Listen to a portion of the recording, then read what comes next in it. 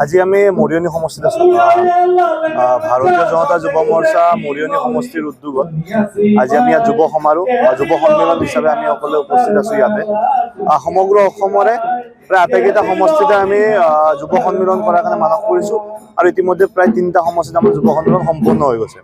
এই যুৱ সন্মিলনৰ উদ্দেশ্য এটাই যে আগন্তুক 26ৰ নিৰ্বাচনত যাতে ভাৰতীয় জনতা যুৱ মৰ্চাৰ জৰিয়তে বা ভাৰতীয় জনতা যুৱ মৰ্চাৰ উদ্যোগত অসমৰ সমগ্ৰ যুৱ সমাজক আমি ভাৰতীয় জনতা পাৰ্টিৰ পক্ষত থিয় কৰাব পাৰোঁ আৰু 26ৰ নিৰ্বাচনত যাতে যুৱ প্ৰজন্মই ভাৰতীয় জনতা পাৰ্টিৰ দ্বিতীয়বাৰ চৰকাৰ গঠনৰ ক্ষেত্ৰত আটাইতকৈ গুৰুত্বপূৰ্ণ ভূমিকা ল'ব পাৰে।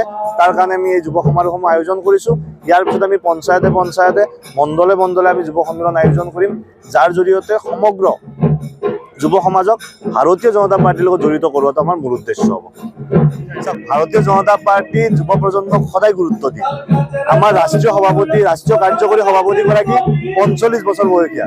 গতিকে তেনেস্থলত যুৱ মৰ্চা হিচাপে আমাৰ দায়িত্ব যে ৰাইজৰ মাজত ভাৰতীয় জনতা পাৰ্টিক লৈ যোৱা, ৰাইজৰ মাজত যোৱা 10টা বছৰৰ ভাৰতীয় জনতা পাৰ্টিৰ চৰকাৰৰ কাম কাজখিনিক লৈ যোৱা। ডক্টৰ হিমন্ত বিশ্ব শৰ্মা ডাঙৰীয়াৰ নেতৃত্বত যি ধৰণে যোৱা 5টা বছৰে সমগ্ৰ অসমত উন্নয়নৰ ভাৱধাৰা বহিছে, এই উন্নয়নৰ বাৰ্তাখিনি ৰাইজৰ মাজত লৈ যোৱা।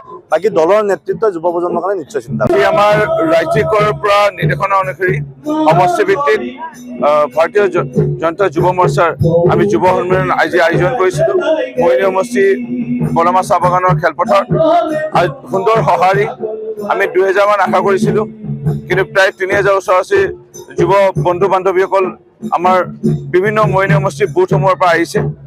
আজি বিশেষভাৱে তেখেতসকলক নিৰ্বাচনৰ চমু চাপিছে। আমি যুৱ শক্তি আমি প্ৰদৰ্শন কৰিব লাগিব আৰু নৱপ্ৰজন্মৰ যিসকল ভোটাৰ তেওঁলোকৰ লগত আমি সম্পৰ্ক কৰিব লাগিব।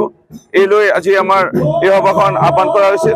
আমি খুবেই আনন্দিত, সকলোৰে ফালৰ পৰা এটা সঁহাৰি আৰু সাংস্কৃতিক কাৰ্যসূচীৰে আমি আজি এই অনুষ্ঠানটো আয়োজন কৰিছোঁ। ৰাকেশ দাস ভাৰতীয় জনতা যুৱ মৰ্চাৰ ৰাজ্য কমিটিৰ সভাপতি তেখেত আহিছে। শান্তনু পূজাৰী জিলা বিজেপিৰ সভাপতি মহোদয় তেখেত আছে উপস্থিত।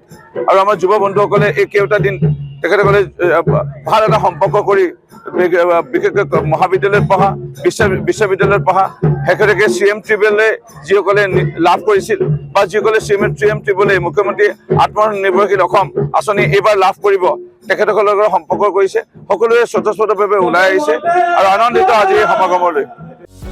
যিকোনো খবৰৰ বাবে যোগাযোগ কৰক আমাৰ এই নম্বৰত 9181 307 221।